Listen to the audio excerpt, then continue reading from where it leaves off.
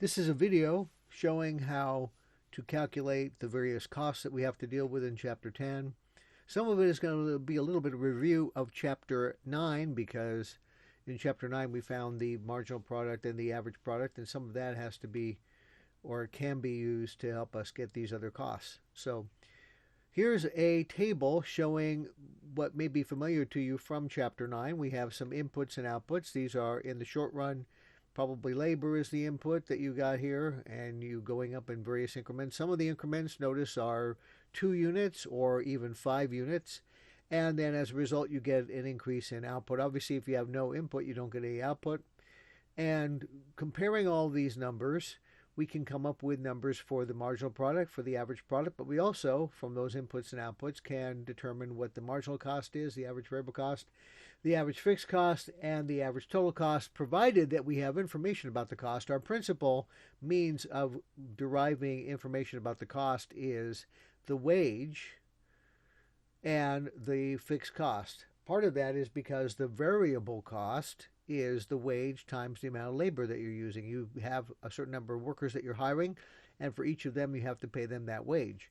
And so that's where, at least in terms of variable cost, our cost comes in. The wage times the amount of input that you're hiring is the variable cost for each of these amounts of output and the concomitant amount of input, the input required to make that output. So let's begin, and part of this again is going to be a review of Chapter 9.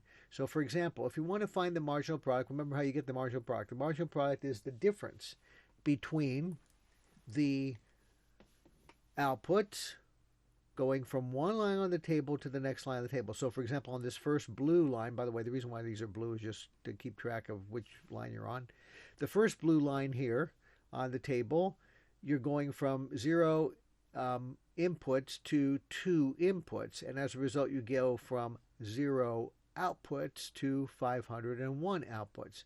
And marginal product is determining how much each of those 2 workers, now you're actually adding 2 and they might be different from each other, but we're kind of averaging them out. Each of those 2 workers produces a certain amount of output. How much is that? And so it's pretty easy to find the difference in the inputs here. Difference in the inputs is 2, and take the difference in the output and divide it by the difference in the input. The difference in the output is 501. Obviously, going from 501, you came from 0. So when you take the difference in the input and you divide it by the difference in the output, you will get there the marginal product of 250.5. 501 divided by 2. This difference divided by this difference. So hopefully that's review for you. Let's go through a couple more just to make sure that they are clear to you. And as a result, when we get to this whole table, if you want to, you can pause the video and go through and make sure you can find the numbers yourself from the table that I fill in here. But let's go to the next one. The next line of the table is when you go from 2 inputs to 4 inputs. So there, the change in input is 2. But we want to take the change in output and divide it by that change in input. The change in output going from 501 to 1846. The change in input there, the change in output there is 1,345. And if you want to check that with a calculator, you can. But what that means is those 2 extra workers that we hired contributed each to raising our output from 501 to 1846. Each of them, therefore, contributed about 672.5. You take this difference, which is again 1345, and you divide it by this difference, which is 2. To get to the next number for marginal product, you take this difference, the difference between 3922 and 1846, which is 2076, and you divide it by this difference, which is also 2. Again, you have to keep track of how much the input changed. Going from 4 to 6 is 2. You can probably do that in your head. And so if you take the 2,076, and you divide it by the input difference of 2, you get 1,038 as the marginal product. If you go to the next line of the table, this difference in output going from 3922 to 6611, so basically take 6611 minus 3922, and you will get that difference is 2,689. You're going to divide that by the 2-unit change in input, and so that's going to give you 1,344.5. That's roughly how much each of those 2 extra workers is adding to your output, how much they're giving you extra output. The next line of the table, you're going from 6611 down up to 9,800. That difference turns out to be 3,189. That is produced by these 2 extra workers that you got from going basically from 8 workers to 10 workers. And so the marginal product is going to be 1594.5. Again, taking that difference of 3,189 and dividing it by 2. Now, the next line on the table, you're going up in your input by 5, so you have to keep track of that. And do keep track of how much your input is going up when you're doing these calculations. Your output goes from 9,800 to 19,200.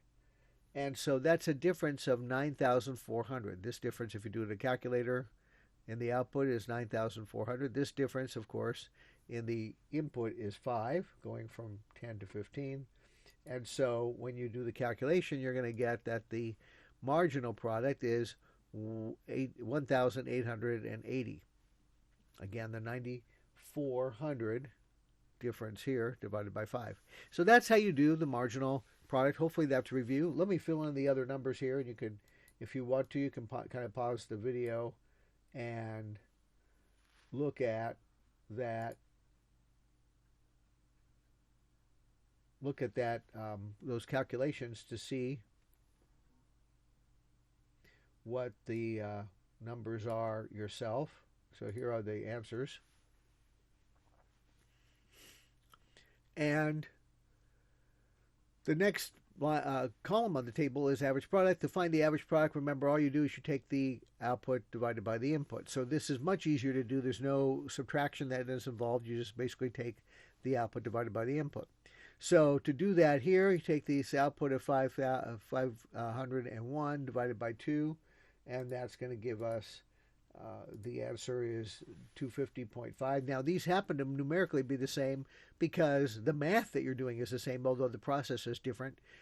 Instead of taking the difference between 0 and 501 and dividing that by the difference between 0 and 2, you're just taking the 501 and dividing it by 2 on this line, so you don't take any differences, but that mathematically comes out to be the same because you're doing the same calculation. On the first line of these tables, that's always going to be true for marginal product and average product, and as it turns out, it's also going to be true for marginal cost and average variable cost, but the rest of the numbers don't work that way. So the next line of the table for the average product here, what you're doing is you're finding the output of 1846 and dividing it by the input of 4. So 1846 divided by 4, that's going to give you an answer of 461.5. The next line of the table, you're going to take this output of 3922, you're going to divide it by the input of 6. Now, by the way, these numbers are rounded off, so if you get a slightly different number when you do that in a calculator or whatever, the reason is because we're rounding off. So you're going to get here 3922 divided by 6 is 653.7. So that's our average product on that line of the table. When you got an input of 8, your output is 6611. So if you take 6611 divided by 8, that's going to be your average product. And again, these are rounded off. The average product is going to be 826.4. When you get to the next line of the table, this one hopefully you can do in your head. Your output is 9,800. 10 workers were hired to make that. So on average, those workers were each making 980. 9,800 divided by 10. And that's how you do the average product. You just simply take the output on that line of the table divided by the input on that line of the table. And so hopefully these are going to be relatively easy for you to go through. And if you want to pause the video and look at the answers yourself, you can find out how you get each of these by taking the output. But you can take this output divided by that input.